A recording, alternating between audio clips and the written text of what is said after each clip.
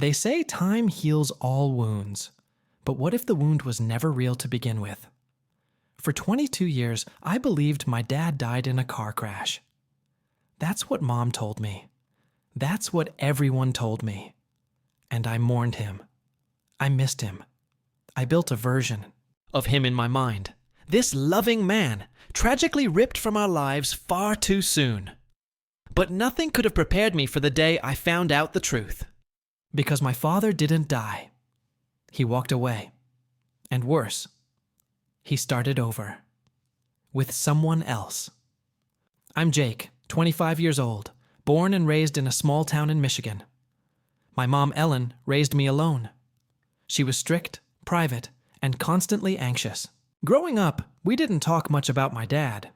All I knew was he died in a crash before I turned 3, and that it's too painful for her to bring up. I respected that. Or at least I used to.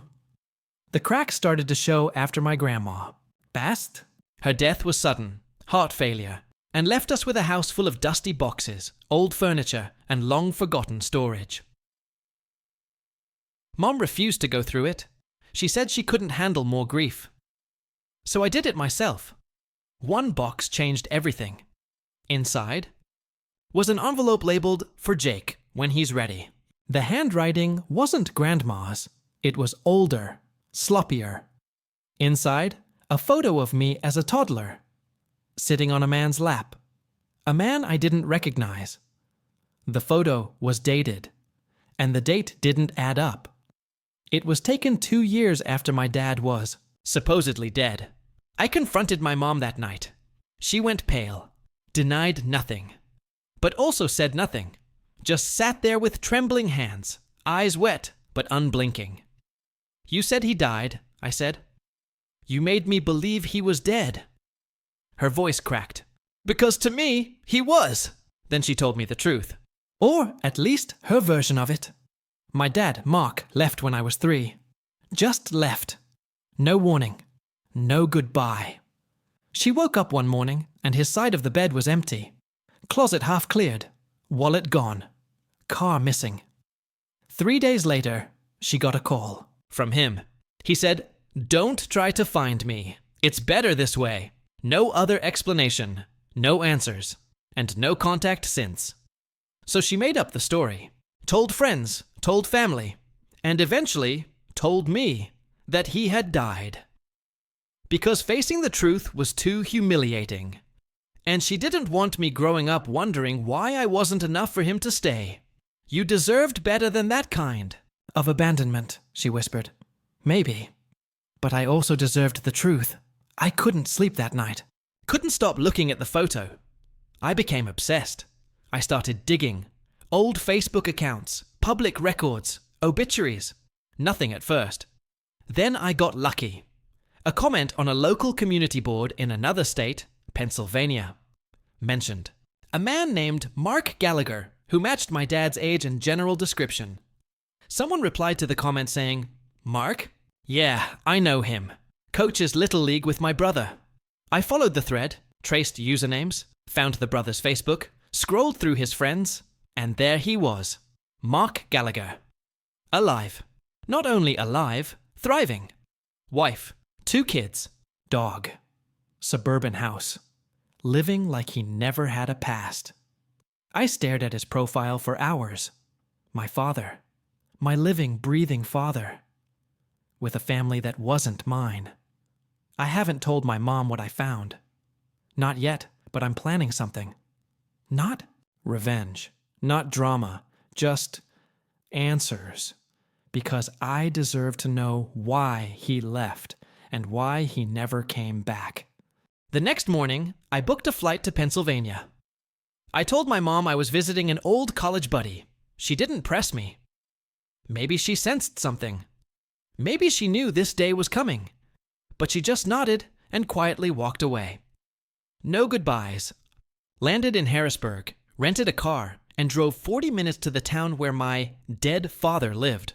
The place was peaceful, green, and had that too perfect suburban charm. The kind you only see in Hallmark movies or fake Instagram families. It made me sick. I parked 2 streets over from his house and walked. There it was.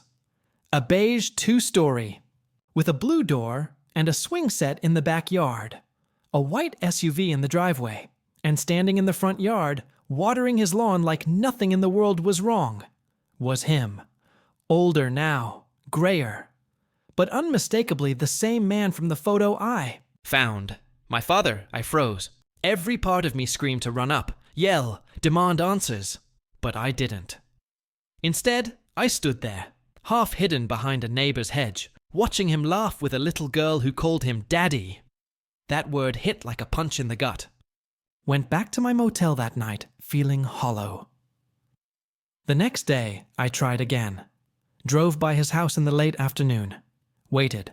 Followed him as he walked to the local grocery store. Like a stalker. I wasn't proud of it, but I needed to see more. I needed to understand how a man could walk away from one child and then play Father of the Year to another.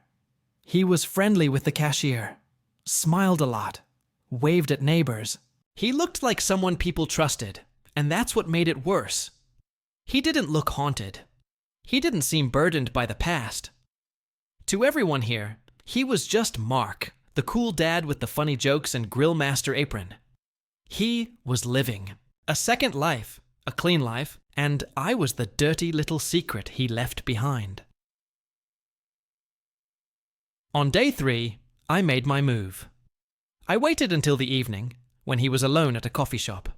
He sat by the window with a laptop open, earbuds in, sipping something hot. I walked up, heart racing, and sat down across from him. He didn't recognize me at first. Why would he? But then I said, "Hi, Mark." He blinked. "Sorry, I'm Jake," I interrupted. "Your son." Time stopped. The color drained from his face. His mouth opened slightly, but no words came out. I watched a million emotions flash across his face. Confusion, fear, regret, but not joy. Definitely not that. He whispered, "Jake?" I nodded. He looked around as if the walls were closing in. How did you find me?" "I found a picture," I said coldly. "In Grandma's attic. Dated 2 years after you died. So I did what you told Mom not to.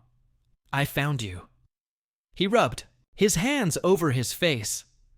"I didn't want this. I didn't want you to what? Know the truth?" He went silent. The conversation that followed didn't feel real. He told me he left because he felt trapped. That he wasn't ready to be a father. That things with my mom were bad, and he didn't want to ruin her life with his failure. So he ran. Just ran. No apology. No attempt to reach out. Not even a card on my birthday. He said he met his new wife 2 years after leaving. That she didn't know anything about his past. He kept it all buried. Pretended he'd never been married. Never had a kid. I asked him if he ever thought about me. He looked down. "Sometimes," he said. "But it was easier not to." That's when I snapped. "Do you know what kind of hole you left behind? I spent 22 years thinking you were dead, man. I lit candles for you. I cried for someone who chose to disappear." People were staring. He looked around nervously. "Jake, please, no. You don't get to tell me what to do. You had your life. You built your family. But don't pretend I'm just some mistake you can delete." He started crying. Silent tears, but I didn't feel sorry for him. I felt nothing. I stood up. "I don't need anything from you," I said. "No money, no explanations. But you'd better tell your wife before I do." Then I walked away. He didn't follow. 3 days after I walked away from that coffee shop, I got a message from a number I didn't recognize. It was her. His wife. "Hi, Jake. My name is Lila. I think we need to talk." I didn't respond right away. I didn't know if I wanted to open that door, to actually speak to the woman he replaced my mother with. The woman whose daughter calls my father Daddy, while I grew up lighting candles beside an empty picture frame. But curiosity or maybe a need for closure, got the better of me. I agreed to meet her in a nearby park. Public, neutral, safe. When I arrived, she was already sitting on a bench. Medium-length auburn hair, calm eyes, maybe mid-40s. She looked like someone who had her life together, at least until a few days ago. "Jake?" she said softly. I nodded.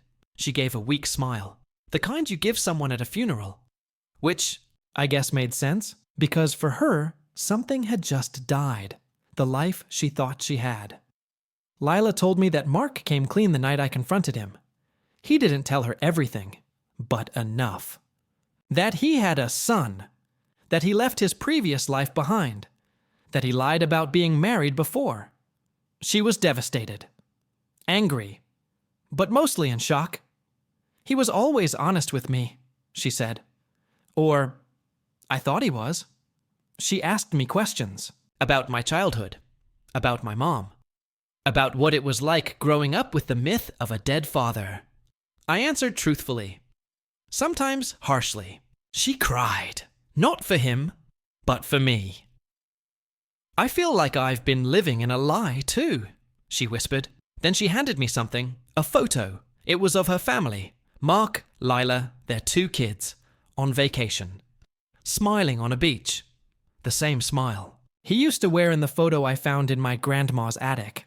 "I don't know what you want from him," she said, "but he's not the man I thought I married."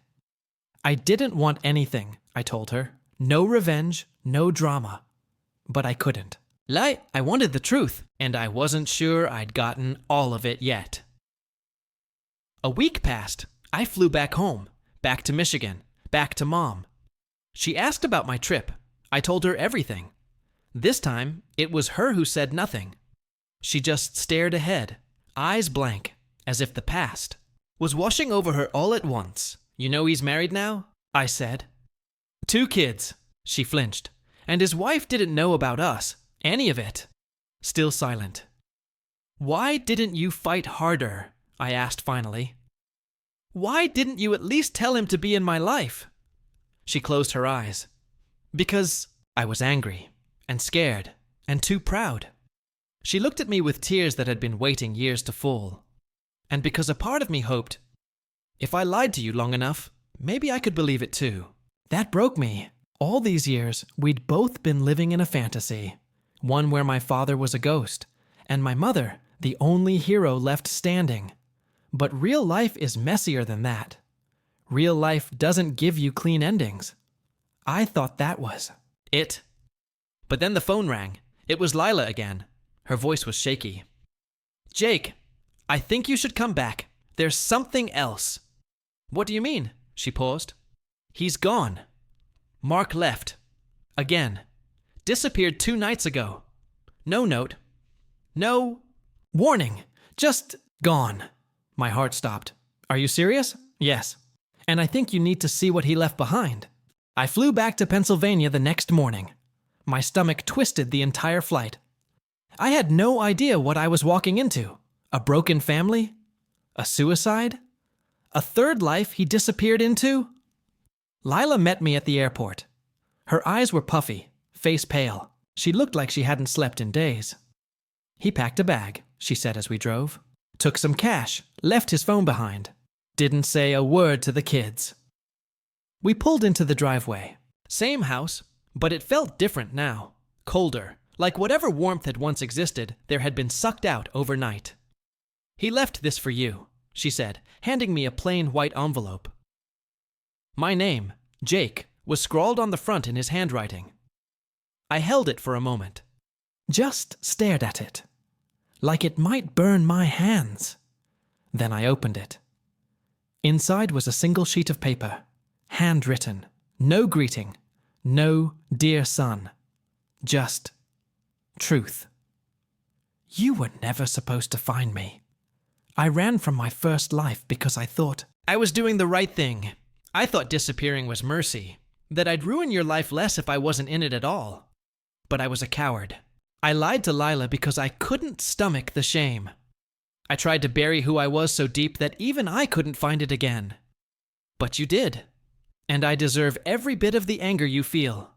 There's something you don't know. Something even your mother never told you. I didn't leave alone. When I left your mom, I left because I found out she was having an affair with my best friend. I caught them, and something inside me snapped. I didn't want to fight. I didn't want revenge. I just shut off. I walked away from the whole thing. From her. From you. I thought she'd tell you. Maybe she thought I would. But we both let the lie grow until it became something else. You deserved better parents. I'm sorry. And that was it. I sat there for a long time, hands shaking, eyes blurring. Everything I thought I knew collapsed again. She cheated on him, my mother, the woman who raised me with quiet dignity, who never spoke a word against my father, who let me believe he was the villain in the story, had hidden her sin too. I didn't say anything to Lila at first. I just handed her the note. Let her read it. She covered her mouth, whispered, "Oh my God," and folded it back up carefully.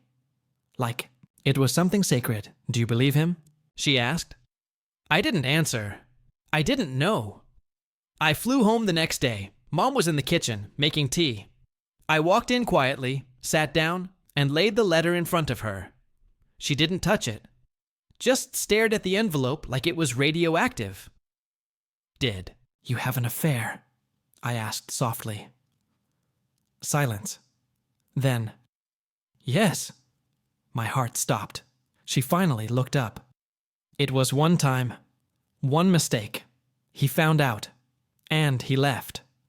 I leaned back in my chair, breathless. Why didn't you tell me?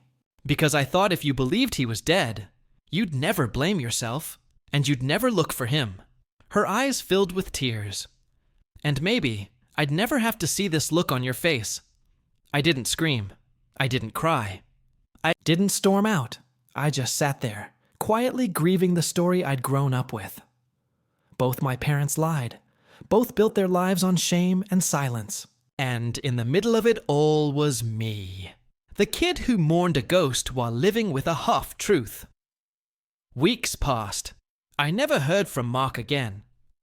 Lila eventually filed for divorce. She told her kids the truth, or parts of it at least. As for me, I started therapy. For the first time ever. Not just because of what they did, but because I needed to understand why I still felt hollow. You can't fix a life that was built on lies overnight, but you can start over, and sometimes starting. Over means burning down everything you thought you knew, and building something new from the ashes, something honest, even if it hurts.